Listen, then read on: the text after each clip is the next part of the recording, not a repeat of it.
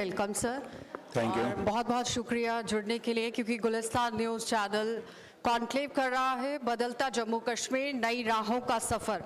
जम्मू कश्मीर के अंदर 370 जाने के बाद क्या बदला वो तो सबके सामने था, लेकिन फिलहाल जब नई सरकार बनी जिसे पूरे मैंडेट के साथ जनता ने सत्ता में बिठाया और उसके बाद एक उम्मीद जागी जब डिप्टी सीएम के रूप में सुरेंद्र चौधरी का नाम आया, क्योंकि सबसे पहले ये कहा जा रहा था कि किस तरह का लेवल फील्ड जो रहा इस वक्त चुनावों के दौरान, लेकिन जब सत्ता के बीच में सरकार आई और उसके बाद एक बड़ी बात को उमर अब्दुल्ला की तरफ से खत्म किया गया कि जम्मू और कश्मीर का जो भेदभाव है उसे कहीं ना कहीं खत्म किया गया है। क्योंकि जब सुरेंद्र चौधरी का नाम आया तो जम्मू की जनता के अंदर एक उम्मीद जागी कि किस तरह का अब काम जम्मू की जनता के लिए भी होगा और कश्मीर की जनता के लिए भी होगा।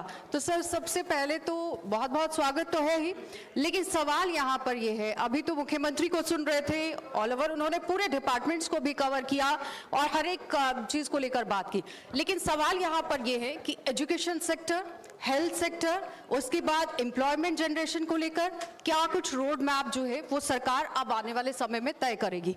लेकिन सबसे पहले जिस तरह से अगर हम एजुकेशन सेक्टर को ही लेते हैं कि एजुकेशन सेक्टर के अंदर बच्चों के लिए आगे कौन सी वाली स्कीम्स को लेकर आप लोग तैयार हैं और कैसे काम करेंगे, सबसे पहला सवाल। देखिए, जहाँ तक ताल्लुक है एजुकेशन का, ऑनरेबल मिनिस्टर मेरी बहन सकीना इटू जी यहाँ पे आए हैं, मेरे ख्याल उसके बाद वो यहाँ पे आएंगी, तो अगर ये सवाल उनसे पूछा जाए तो ज़्यादा बेहतर रहेगा, क्योंकि उस पर वो ज़्यादा बारीकी से बता सकते हैं, क्योंकि उन्होंने काफ़ी सारी रिव्यू मीटिंग ली हैं ऑफिसरों से भी, और उन्होंने कुछ अपनी सरकार के जो फैसले हैं वो उनका वाजिब बनता है और वो मेरे ख्याल वही बताएं तो ज़्यादा अच्छा एज ए डिप्टी सीएम ये सवाल था। लेकिन अगर राजौरी और पुंछ हम चलते हैं, नेशनल हाईवे की बात हो जाती है, रेलवे की बात हो जाती है, आपका होम टाउन भी है, उसको लेकर किस तरह से काम कर रहे हैं? देखिए, खित्ता पीर पंचाल का यहाँ ताल्लुक है, मैं खुश नसीब हूँ कि मैं खित्ता पीर पंचाल के अंदर पैदा हुआ और मेरी परवरिश बेशक देश के अलग अलग हिस्सों में हुई, लेकिन उस खित्ते में पैदा होने का एक अपने आप ही गर्व, और ख़ासकर उस इलाके से निशारा से जहाँ से बड़ी बड़ी जंगें हुई और देश को हमेशा उस निशारा से मजबूती मिली। लेकिन जहाँ खित्ता पीर पंचाल का ताल्लुक है, हम ये समझते हैं कि माजी में काफ़ी सारी खामियां भी हैं, और कई लोग, अभी चंद रोज पहले हमने देश का गणतंत्र दिवस मनाया है और वहाँ पे डांटे भी पड़े गए, मुझे भी दिया गया, खैर हमने जब पढ़ा और देखा हमें कुछ दिखा नहीं उसमें, इसलिए हमने उसको पढ़ना ठीक ही नहीं समझा। और खित्ता पीर पंचाल क्योंकि सबसे बड़ा आज की डेट में उसके पिछड़ेपन का कारण यही है कि सड़कों की कमी है, और नेशनल हाईवे 75 साल से वो मांग रहे हैं और उम्मीद करते थे कि जो अखनूर तक 4 लेनिंग गई है ये पुंछ तक जाएगी और पुंछ से ही हम आगे कश्मीर के साथ जुड़ जाएंगे।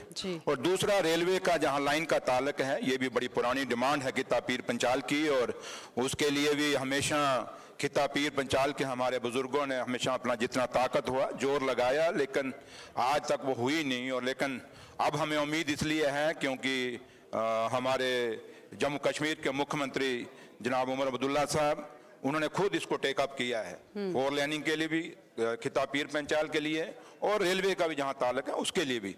इसलिए अब उम्मीद हमें जगी है, और भगवान ने चाहा और माँ वैष्णो ने कृपा की तो इस बार खित्ता पीर पंचाल में काफी तामीर और तरक्की में बढ़ावा होगा। आरएनबी आप देख रहे हैं, माइनिंग आप देख रहे हैं, उसके बाद एम्प्लॉयमेंट को लेकर भी आपके पास है। निवेश की अगर हम बात करते हैं, इंडस्ट्रीज को लेकर अगर हम बात करते हैं, 58,000 करोड़ रुपए के निवेश की बात हुई थी जब केंद्र सरकार ने कहा था, लेकिन अब सत्ता आपके हाथ में है एज अ डिप्टी सीएम भी, और साथ ही साथ जिस तरह से डिपार्टमेंट भी आपके पास है। निवेश के अंदर की अगर हम बात करें तो सबसे बड़ी बात यह है कि यहाँ पर फंड्स किस तरह से प्रोवाइड होंगे, वो तो पहले बजट को लेकर बात हो रही थी, लेकिन जिस तरह के सवाल थे कि जो काम शुरू होना चाहिए उसके लिए पावर्स की ज़रूरत है, उसके लिए जगह की ज़रूरत है, वो पूरी की जानी चाहिए थी, उसके लिए क्या रोड मैप है आपके पास? देखिए, जहाँ तक आप इंडस्ट्री की बात करते हैं, इंडस्ट्री का मैं कंसर्न इंचार्ज मिनिस्टर हूँ डिप्टी सीएम होने के साथ साथ, तो इंडस्ट्री के अंदर काफ़ी सारी इन 10 सालों में खामियां आई हैं, क्योंकि जब 2014 से पहले नेशनल कॉन्फ्रेंस की सरकार थी और उमर साहब ने जब उसकी क़यादत कर रहे थे, और नेशनल कॉन्फ्रेंस ने 2014 से पहले जम्मू कश्मीर का जो लोकल इंडस्ट्रियलिस्ट है उसको हमेशा पहले नंबर पे रखा और उनको प्रायोरिटी दी और कोशिश की, और आज वो खुद मानते हैं कि 2014 से पहले काफ़ी सारी बढ़ोतरी हुई और फैक्ट्री यहाँ लगी, चाहे आपकी बड़ी ब्राह्मणा है, चाहे आपकी सांबा है, चाहे आपकी गंग्याल है, और उसके बाद उधमपुर में भी हुआ और कठुआ में भी हुआ। लेकिन उसके बाद जब खासकर जब ये जम्मू कश्मीर जो बदकिस्मती है जम्मू कश्मीर के लोगों की कि जब ये स्टेट टूटी और यूटी बनी, इस यूटी के अंदर क्योंकि मैंने जब रिव्यू मीटिंगें ली तो उसमें मुझे अब क्या कहेंगे, अगर आप सवाल पूछा तो थोड़ा सा कहना भी पड़ेगा, वैसे मैं कहना नहीं चाहता था। काफ़ी सारी चीज़ें कहीं इंडस्ट्री के अलॉटमेंट जो लैंड अलॉटमेंट है उसमें पिक एंड चूज हुई, इंडस्ट्री को फंडिंग की बात आई तो उसमें हुई, मुझे चैम्बर एंड कॉमर्स के लोग मिले और इंडस्ट्रियलिस्ट काफ़ी सारे लोग जो इनकी एसोसिएशंस हैं वो भी मिली। तो जो हमारी पुरानी इंडस्ट्री है उसको मदद की जरूरत थी, वो मदद उनको नहीं हुई, बल्कि दूसरी इंडस्ट्री जो बाहर से आए और उन्होंने इंसेंटिव्स लिए और लेके चले गए। और माजी का भी हमारा एक्सपीरियंस यही है, जो इंसेंटिव लेते हैं उसके बाद वो चले जाते हैं। लेकिन जो हमारा यहाँ रहने वाले लोग हैं जो यहाँ के जो इंडस्ट्री लगाते हैं, क्योंकि उनको इस वतन से प्यार है, इस जम्मू कश्मीर से प्यार है, और वो लोग चाहते हैं कि यहाँ पे इंडस्ट्री लगे और हमारी इंडस्ट्रीज फ्लोरिश हो, जिससे हमारे यहाँ बच्चों को रोजगार मिलेगा। तो लेकिन उन लोगों को कहीं ना कहीं इग्नोर किया गया जो लोकल जम्मू कश्मीर के लोग उस थे। भेदभाव को कैसे खत्म मैंने वही कहा कि ये चीजें जब मेरे नोटिस में आई और मैंने काफी चीजें अब हद तक हमने उसमें सख्ती की है, और जहां तक ये लैंड अलॉटमेंट कमेटीज हैं उसमें भी रिशफल हो रहा है। और अब क्योंकि मैक्सिमम जो उसमें अब जो नई कमेटी बनेगी उसमें हमारे ऑनरेबल मिनिस्टर भी होंगे, मैं भी होऊंगा, और एक अच्छी कमेटी बनाएंगे अपेक्स कमेटी, और उसमें हमारी हमेशा तरजीह यही होगी कि हम जम्मू कश्मीर के लोग जो नए इंडस्ट्री लगाना चाहते हैं उनको प्रायोरिटी मिले, लेकिन उसके साथ साथ जो हमारी इंडस्ट्री आज बंद होने के कगार पे खड़ी है वो इंडस्ट्री दोबारा रिवाइव करे और हमारे लोगों को वो एक तो उनका अपना रोजगार चलेगा, उसके साथ साथ जो हमारे लोकल यहाँ के बच्चे हैं यहाँ, क्योंकि आज जम्मू कश्मीर में इंडस्ट्री जो बेरोजगारी है वो आपने ऑनरेबल सीएम साहब से हुई, अभी मेरे से पहले वो बोल के हैं, हम ये मानते हैं कि बेरोजगारी, नौजवान बच्चे हैं, पढ़े लिखे बच्चे हैं, माँ बाप ने पाई पाई जोड़ के इन बच्चों को पढ़ाया है और आज इन बच्चों को रोजगार नहीं है। और ये सुनिए ये दुख की बात है, और हमारी प्रायोरिटीज हैं कि हमारी अपनी इंडस्ट्री स्टैब्लिश हो जिससे जम्मू कश्मीर के बच्चों को रोजगार मिलेगा। क्योंकि बाहर की प्रायोरिटी की बात हो रही है, मैं वही कह रहा हूँ, बाहर की फैक्ट्री आएगी वो बाहर के लोग लेके आ जाते हैं, यहाँ की फैक्ट्री होगी यहाँ के लोग लगेंगे, तो इसलिए हमारी हमेशा ये प्रायोरिटी, हाँ ये नहीं कहेंगे कि बाहर के आने के लोगों को बंद कर देंगे, लेकिन एट द कॉस्ट ऑफ हमारे जम्मू कश्मीर के लोगों पे नहीं आने देंगे। वो आए, जो चीज हमारे जम्मू कश्मीर की इंडस्ट्री नहीं है वो लगाएं और उस इंडस्ट्री को चलाएं, लेकिन जो हमारी पहले अच्छी इंडस्ट्री चल रही है उनको बंद करने की हम ना इजाजत किसी को देंगे और ना होने देंगे। उसके लिए बार बार सवाल उठ रहा है कि स्किल डेवलपमेंट होना जरूरी है, स्किल डेवलपमेंट के लिए क्या कर रहे हैं? देखिए, जहां तक स्किल्ड का ताल्लुक है, आज भी कितने लोग हैं मेरे पास बेरोजगार बच्चे आते हैं, अनएम्प्लॉयड कश्मीर में भी आए, यहाँ जम्मू में भी आए, सेक्रेटरी के ऑफिस में, प्राइवेट भी मुझे मिले, और स्किल्ड की कोई कमी नहीं है कि हम कहें कि स्किल्ड बच्चे हमारे पास नहीं है। ये एक फोबिया क्रिएट किया गया है कि जम्मू कश्मीर में स्किल्ड नहीं है। क्यों? क्योंकि उन्हें अपने लोगों को लगाना होता है। हम नहीं अपने बच्चों को ये नहीं कहेंगे कि अनस्किल्ड हैं, हमारे बच्चे बहुत स्किल्ड हैं, बहुत लायक हैं, बशर्ते हैं कि इन बच्चों को प्रायोरिटीज मिलनी चाहिए। वो प्रायोरिटी कहीं नहीं मिल रही तो इस कारण बच्चों का वो जो उनके अंदर एक खासियत है, एक जो चीज उनके अंदर जो है जो आपको दिखाने का उनको मौका नहीं मिल रहा। तो इसलिए मैं कहता हूँ कि हमारे बच्चों का अगर जम्मू कश्मीर के टैलेंट बहुत है, हर फील्ड में है, तो अगर उनको मौका मिलेगा तो ये बच्चे कामयाब होंगे। लेकिन पहली बात है कि हाँ, रही बात कि जहाँ स्किल्ड की कहीं कमी है किसी तरीके की, तो उसमें हमने नई जो IITs हैं, हमारे पॉलिटेक्निक कॉलेज हैं, उनको हम स्ट्रेंथन कर रहे हैं। उसमें कुछ खामियां हैं और मैं ये नहीं कहूँगा कि क्योंकि ये 6 साल जो पिछले गए हैं टोटल एक इलेक्टेड गवर्नमेंट नहीं थी, चुनी हुई सरकार नहीं थी, लोगों की सुनवाई नहीं थी, ऑफिसरों के पास जाते थे, ऑफिसर अपने दरवाजे ही नहीं खोलते थे। लेकिन आज लोग जो चुनी हुई सरकार, उन लोगों की चुनी हुई सरकार है, आज दरवाजे दरवाजे भी खुल रहे हैं, लोगों के काम भी हो रहे हैं, और जो ऑफिस से दरवाजा खोलने की कोशिश नहीं कर रहा उसका दरवाजा हम खुद खोल देते जो हैं। सीट्स कम थी उसे बढ़ाएंगे। जम्मू यूनिवर्सिटी को लेकर अगर हम बात करें तो बच्चों का जिस तरह से आरोप होता है कि क्या- सीट्स क्या बोला बहुत आपने? कम है, परेशानी हो जाती है, सीट्स को बढ़ाया जाना चाहिए, स्किल डेवलपमेंट को जिस तरह से आगे बढ़ाया जा रहा है, मेडिकल के अंदर भी यही बड़ा सवाल था कि सीट्स को बढ़ाया जाना चाहिए था। नहीं, इसमें देखिए, जहाँ तक मेडिकल का और एजुकेशन जम्मू यूनिवर्सिटी की बात कर रहे हैं या कॉलेजेस की, वो वहाँ पे मैडम मेरी बहन सकीना इट्टू जी काफ़ी काम कर रही हैं, और वो आएंगे मेरे बाद, वो खुद करेंगे। लेकिन जहाँ तक स्किल्ड का ताल्लुक है, क्योंकि ये मेरे पास हैं, चाहे वो पॉलिटेक्निक कॉलेज हैं, चाहे IT हैं, जब दूसरे हैं, तो उन चीज़ों में हम कर रहे हैं। जहाँ खामियाँ हैं उसको दूर करने की कोशिश कर रहे हैं। मैं नहीं कहूँगा कि 100% सब कुछ ठीक है, खामी तो हर चीज़ में होती है। अब आप इतना बड़ा प्रोग्राम कर रहे हैं, इसमें कोई ना कोई चीज़ तो रह ही जाती है ना। तो इसलिए ये आप कहें कि हमने सब कुछ कर दिया है, तो वो नहीं होता। हम शादी ब्याह करते हैं, उसमें ही कहीं ना कहीं कोई कपड़ा रह जाता है, कोई कुछ ना कुछ रह जाती है। तो लिहाजा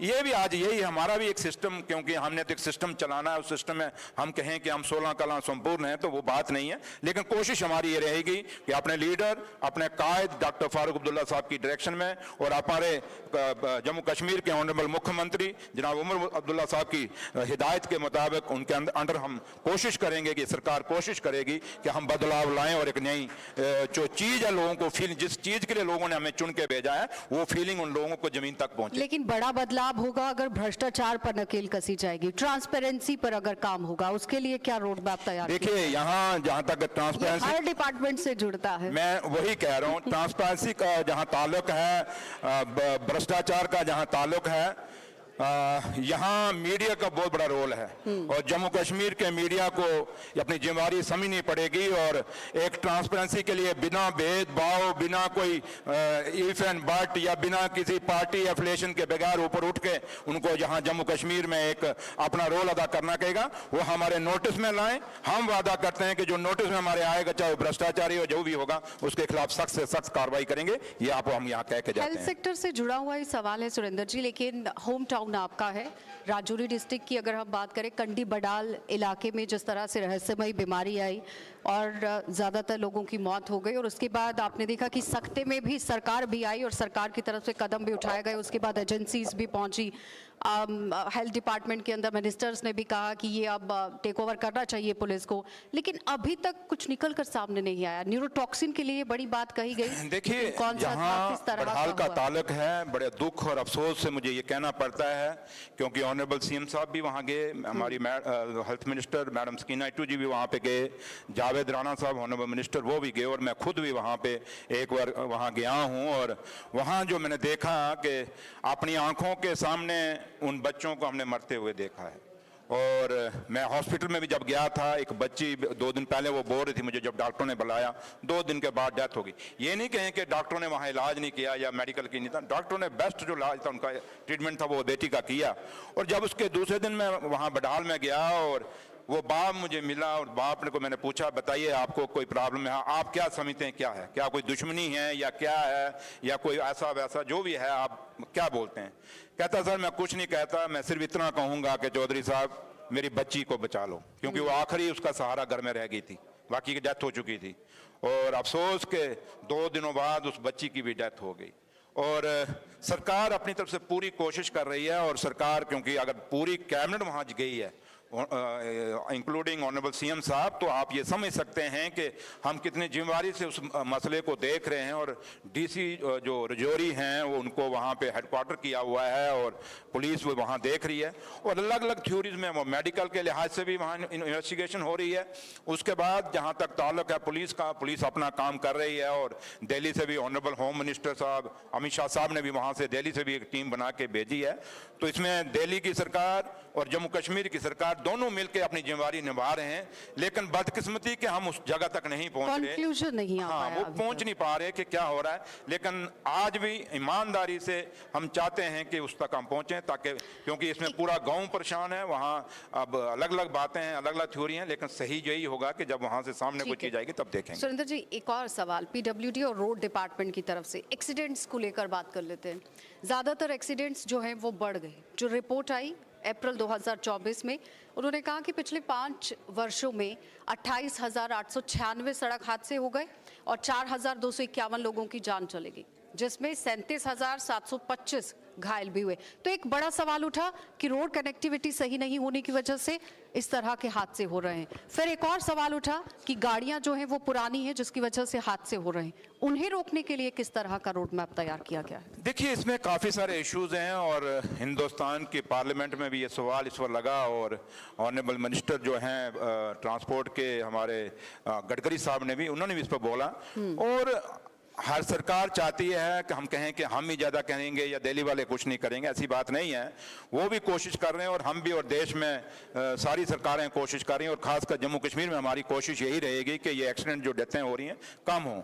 लेकिन इसमें कहीं ना कहीं लोगों में अवेयरनेस करने की ज़रूरत है। और कई बार आप भी जब सड़कों पे चलते हैं या हम भी चलते हैं, देखते हैं कि जो गाड़ियां आपस में बड़ी रेस लगाती हैं और उससे भी बड़े एक्सीडेंट होते हैं। और छोटे मोटे जो स्कूटर साइकिल वाले होते हैं, इनको बड़ी गाड़ी वाले समझते नहीं हैं। तो इसलिए इस पर काफ़ी सारे इंतजाम किए गए हैं। इसमें पुलिस का भी रोल है, इसमें ट्रैफिक पुलिस का भी रोल है, इसमें ट्रांसपोर्ट मिनिस्ट्री का भी रोल है। इसमें हर चीज़, हर और लोगों की अपनी अवेयरनेस। जब तक लोग अपने आप को अपनी जान को हिफाजत नहीं करेंगे तब ये चीजें नहीं रुक सकते। अब कई लोग हैं, आपने देखा होगा, कोई होली का त्योहार हो, जो कोई बड़ा त्योहार हो, तो बच्चे छोटे छोटे मुंह में सीटियां बजा के और अल्कोहल को इस्तेमाल करके वो लोग नाचते हैं, खुद भी डिस्टर्ब होते हैं, कईयों की जानें चली जाती हैं, कहीं दूसरों को भी मारते हैं। तो इसलिए इसमें हम कहें खाली सरकार ही कर सकती है, सरकार नहीं कर सकती। कमेटी का गठन भी किया गया था। इसमें सिविल सोसाइटी का भी अपना रोल है, लोगों का भी, कॉलेजेस, यूनिवर्सिटीज, स्कूल्स, उनमें भी अवेयरनेस की जरूरत है, लोगों को भी अवेयरनेस जरूरत है। इसमें काफी सारे पार्ट हैं, हमें करने की जरूरत है। और मुझे सब लगता है कि इंडिया जितना एडवांस हो गया है, आज देश जितनी चंद्रमा तक पहुंच गया है, अब हमें जरूरत है कि हम अपने आप को, आप फॉरेन में चले जाएं, वहां पे देखिए लोग बहुत अवेयर हैं, बड़े कॉशियस हैं रूल्स को लेके,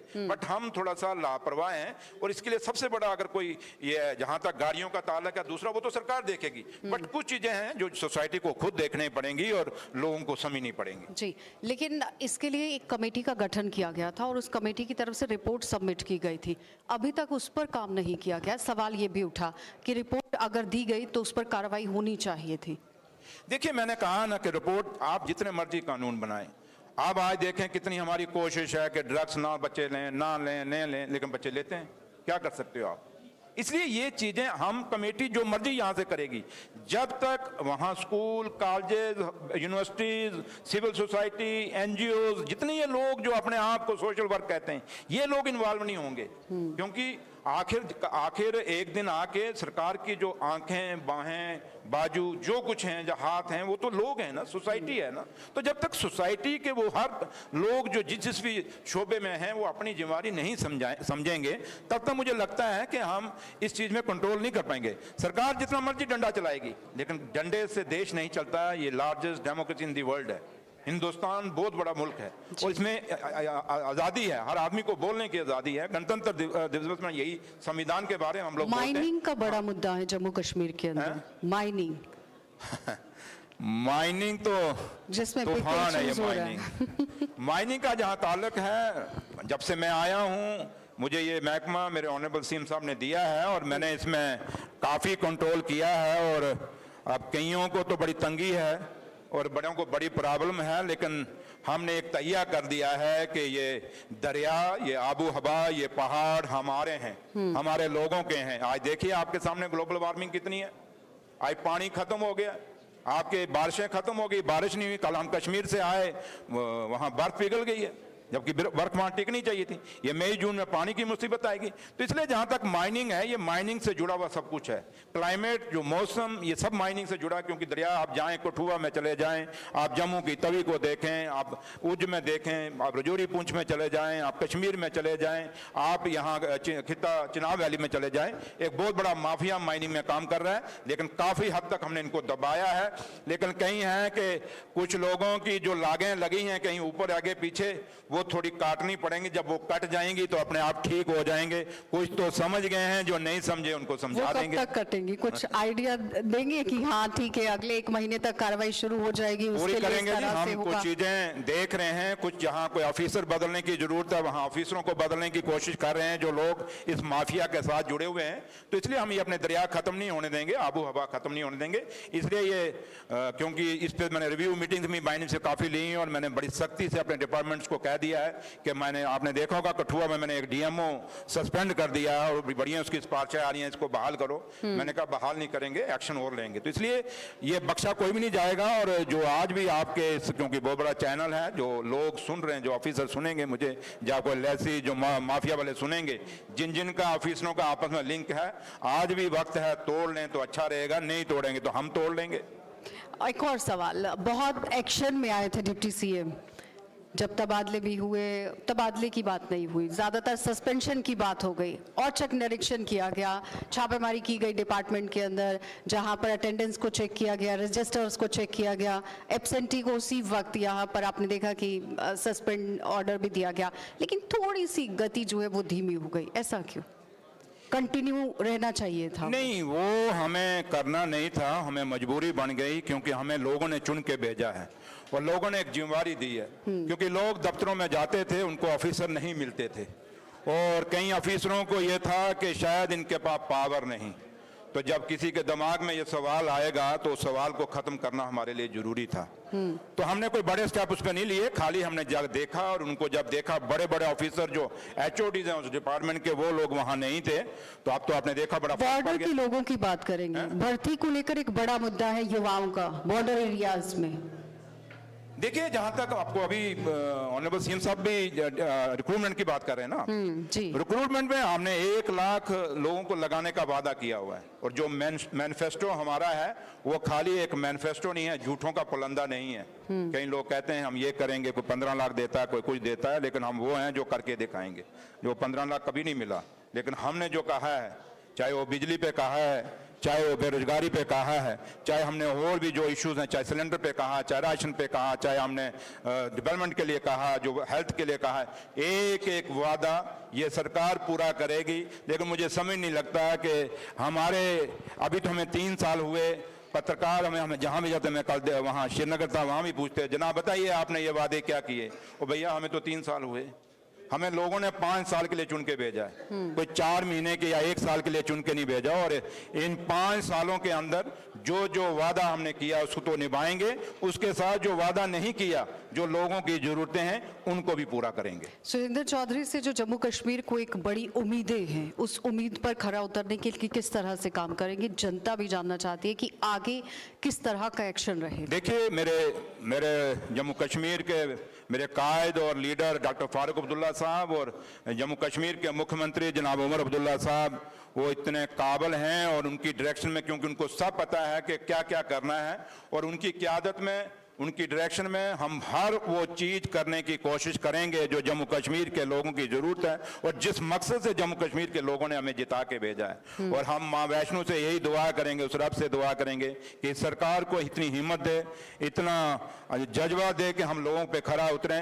लेकिन इस मंच से जरूर कहूँगा कि इसके साथ साथ ये उम्मीद करेंगे कि अगले साल जब आपका द्वारा गुलिस्तान का कॉन्क्लेव आए, तो हम एज ए ड्यूटी सीएम हम ना बैठे हुए हों, बल्कि यहाँ पे एक स्टेट के डिप्टी चीफ मिनिस्टर बैठे हों, जिससे सबका भला होगा। स्टेट को लेकर काम होगा, लेकिन सीएम तो कह रहे हैं कि आने वाले समय दोनों में का, हम दोनों चीजों पे अड़े हैं।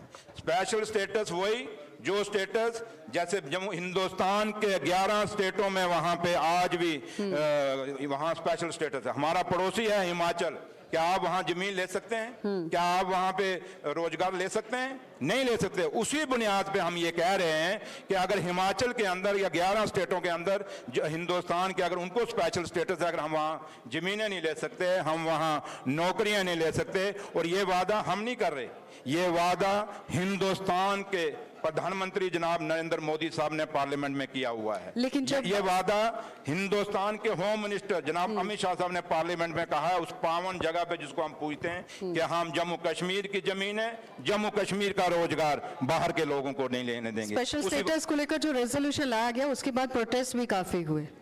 प्रोटेस्ट करने वाले करें, लेकिन हम तो जो लोगों की आवाज है वो चंद लोग कर रहे थे, लेकिन पूरा जम्मू समझ रहा था। आज सबसे बड़ा नुकसान अगर ये देखिए, आप जाइए इंडस्ट्रिस्ट को पूछिए, ये स्पेशल स्टेटस के कारण तो आज इनकी इंडस्ट्रियां बंद होने लगी हैं, क्योंकि बाहर के लोग आके इन पे कब्जे मार रहे हैं। जमीनें किसकी जा रही हैं? आप जाएं वहां पर, पत्नीटॉप जाएं, सन्नासर जाएं, मानसर, जहां भी जो हमारे पिकनिक स्पॉट हैं, वहां मैक्सिमम जमीनें बाहर के लोगों को ले ली हैं।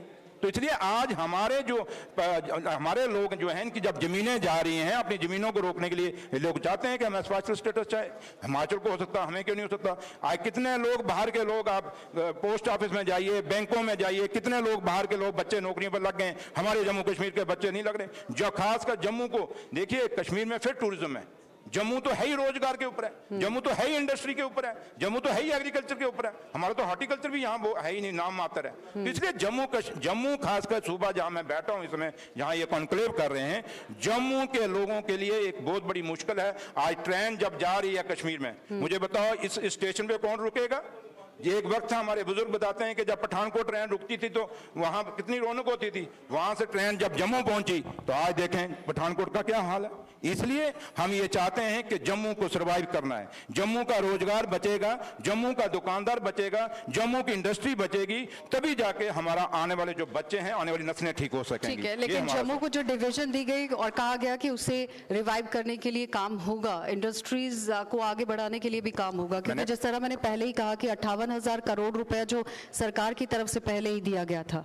नहीं, मैंने वही कहा ना कि हम जम्मू के लिए हैं। अगर खास करके खुद ऑनरेबल सीएम साहब यहाँ कह के गए कि हमने जम्मू के साथ कोई भेदभाव नहीं किया, उनका कहने का मतलब यही था कि हमने deputy chief minister Surendra Chaudhary आपको दिया है। तो इसलिए मेरा, अगर मुझे उन्होंने कहा है और मुझे इस जिम्मेवारी से यहाँ रखा और एक भरोसा मेरे लीडर ने मुझ पर रखा है, और मैं जम्मू के लोगों को भी एक भरोसा मुझ पर है, मुझे, मैं समझता हूँ कि मुझे मिलते हैं सारे, तो काफी सारे यहाँ बैठे हैं, ये चैम्बर्स वाले सारे बैठे हैं, अभी देख रहे थे मैं, तो मैं आपको ये कहूंगा कि जम्मू कैसे प्रोटेक्ट करना, और इसके लिए मैंने नहीं करना, मेरे लीडर, मेरा कायद डॉक्टर फारूक अब्दुल्ला साहब और उमर अब्दुल्ला साहब दोनों, कल शाम को भी मैं यहाँ डिस्कशन चल रही थी कि कटरा तक ट्रेन आएगी, वहां से वापस हो जाएगी, लेकिन उमर साहब कहते नहीं, ट्रेन आए कश्मीर से, जम्मू से ट्रेन कश्मीर जाए। मतलब कि एक भेदभाव को खत्म किया जाएगा, जो बार बार कहा जाता था कि जम्मू के साथ भेदभाव खत्म होगा, वो होगा और वो आने वाले समय में दिखेगा। बहुत बहुत धन्यवाद सुरेंद्र जी जुड़ने के लिए और ये तमाम बातें करने के लिए। लेकिन एक बड़ी उम्मीद जो है वो सुरेंद्र चौधरी जी के साथ लगी हुई है, जम्मू कश्मीर की जनता के साथ साथ।